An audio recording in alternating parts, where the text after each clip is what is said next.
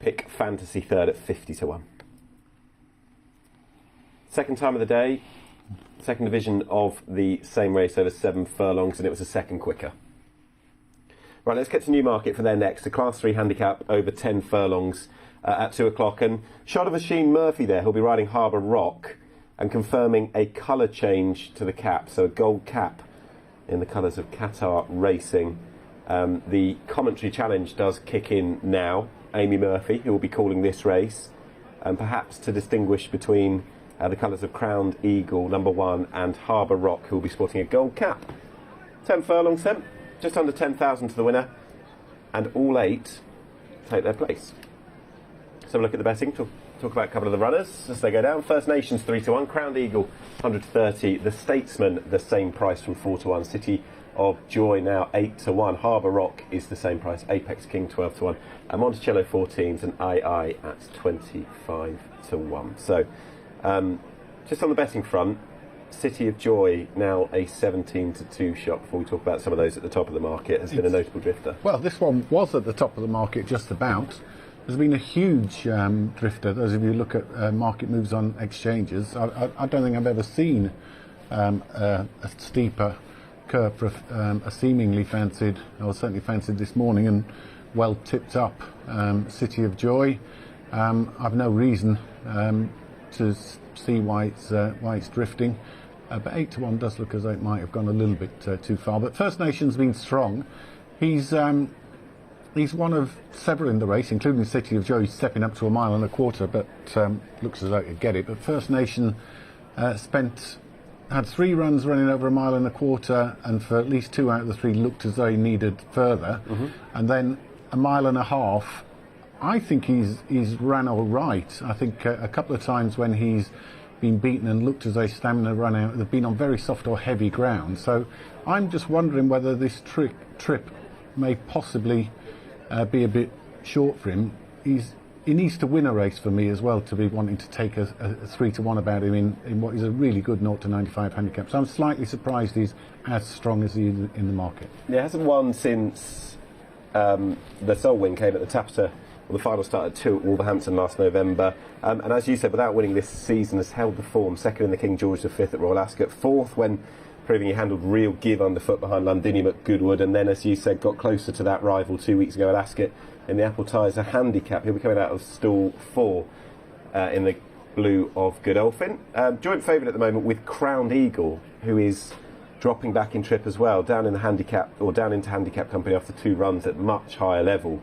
Well, that's the key in the Derby earlier. I think another key factor is he's had a bit of time off because he's been gelded, and he was upped in grade after winning easily at Windsor, very much upped in grade.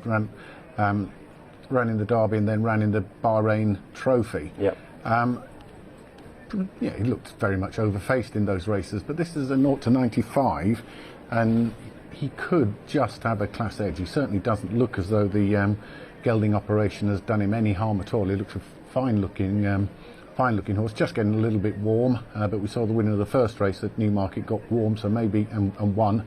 So maybe it's quite a warm, sultry day for this time of year. But yeah, on the Windsor run, he looked very promising, and then heavily eased down, wasn't it? Yeah, you just have to say that he might have been overfaced after that. So I think this is an opportunity for him to come back.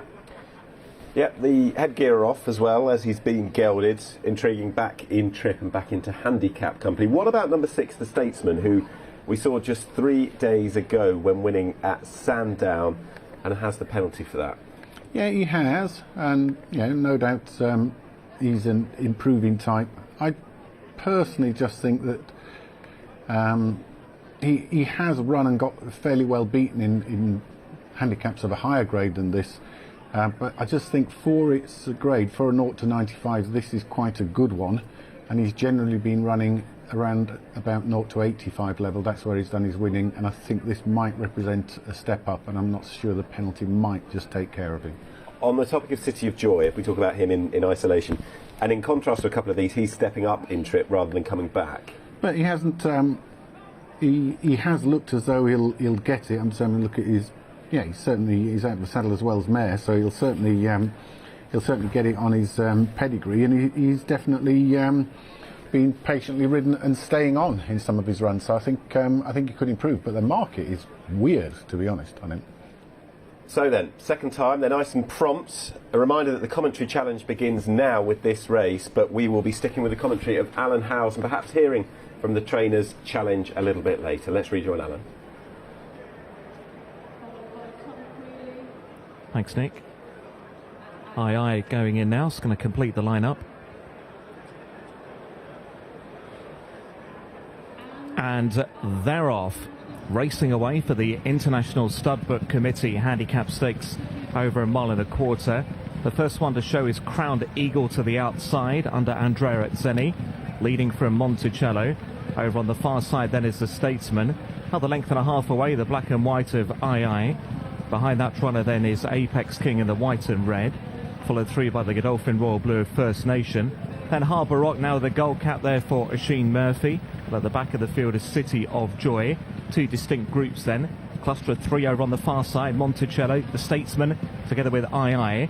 The other runners in single file down the centre. Crowned Eagle leading there from Apex King. 3 lengths away to First Nation. Then came Harbour Rock. And at the back of the field is City of Joy. Racing up towards halfway shortly. And it's Crowned Eagle, who's running the Derby and the Bahrain Trophy in his last couple of starts. He's sharing the lead, but over on the far side, Monticello under Joe Fanning. Leading up there from the Statesman, who won at Sandown just the other day. Next is Aye. Just in behind the tempo, First Nation with Harbour Rock. And the back marker, City of Joy, under Ted Durkin, as they race now down towards the final half mile of the contest.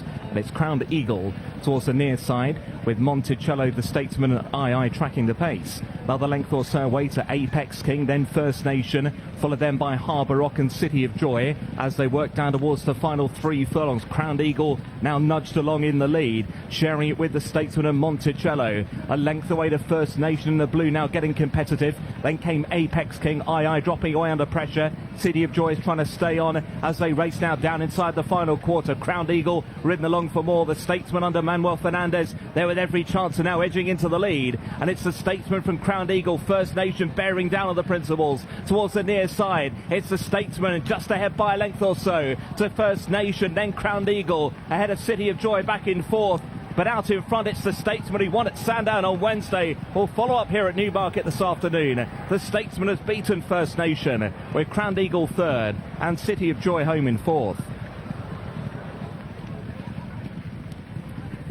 Second win in just a few days then for the Statesman, who has come back the 100-30 winner of this 10 furlong handicap under Manuel Fernandes. Came out of stall 1 and was part of that small group just over on the far side with Aye and Monticello. As the field of 8 split into 2, they came in Indian file down the centre, certainly initially led by Crowned Eagle. But the Statesman was always travelling comfortably and has quickened up nicely for a second win, clearly in very good form and good placement by the trainer. Yes, certainly was. He's picked a good handicap and shown he's got a very, very competitive horse. I think he could have a good afternoon, Ian Williams, not that he hasn't already had one. He's got several interesting horses all over the place. But yeah, just happy to take a lead in the smaller group. Crowned Eagle, was he a little bit keen? I don't think so. I think he's going all right. Just when shaken up, his head went up a little bit. And I've just got slight doubts about First Nation. I had possible slight doubts about him beforehand, but I want to see his finishing effort as well. But yeah, you've got a sort of strange setup where you've got a 3-horse race and 5 horses in a line. Difficult to split the two, but one thing you can see is that Manuel Fernandes, the jockey who's ridden this horse to victory before, he's got a horse who's got absolutely tons of energy underneath him, but he's channeling and restraining it well. It's very controlled energy. The jockey's fully aware of what's going on his left hand side. This is where I just wonder about Crowned Angel, and you can see First Nations following him and looking to be going fairly comfortably, not as comfortable as the eventual winner. And it's clear there that he's just got everything covered, as far as I can see. I'm just not absolutely sure about either of the second or third in terms of whether they're absolute 100%ers. Would you prefer to see both of them, or one or both, stepping back up in trip? Well, I was slightly surprised at the drop back down in trip. I just don't know whether he just curls up a bit, First Nation. His head goes down there and the other horse is running on the spot. I just don't know whether they're two horses that I want to be massively involved in, just looking at them there and what they've done. They've been beaten, though, by a horse who Very is absolutely yeah. thriving at the moment, who has that £6 penalty for the win at Sandown just on Wednesday. Manuel Fernandes, who you touched on, who had ridden the horse before, came back on. It was Jim Crowley, of course, who, as part of his good afternoon at Sandown on Wednesday, partnered this horse, the Statesman, to victory. Manuel Fernandes, though, back with £7 off of the horse's back, has come back on, and the horse has absolutely thrived today, travelled extremely well, beating the pair of First Nation and Crowned Eagle. What about City of Joy, who you flagged up as a notable drifter in the market in the colours aside to Hale, who's finished fourth? And he was held up out at the back, but I'm not saying there's anything suspicious in that aspect of it. He was stepped up in trip and he was ridden to get a trip, and I'm not absolutely sure he did get the trip, but he's been attempted to be put in the race and just hasn't found enough against a very progressive winner and two possibly well handicapped, if slightly iffy horses. OK, then Manuel Fernandes comes back in, and as we touched on earlier and spoke about and Mark Your Card, it's the trainer's commentary challenge today. We've heard the commentary from Alan Howes. It was Amy Murphy who was doing this race, this first race in the challenge. Let's hear the call. The Statesman still sits very pretty, and his jockey hasn't moved yet, while all the others are at work. It's Crowned Eagle from First Nation, the Statesman making headway, still not being asked. His jockey's just coming under pressure now. First Nation, Crowned Eagle, the Statesman hits the front, and they're coming up out of the dip into the final furlong, and the Statesman starts to pull away from First Nation, from Crowned Eagle in third, and City of Joy back in fourth. The Statesman crosses the line in front from First Nation, from Crowned Eagle, and City of Joy in fourth.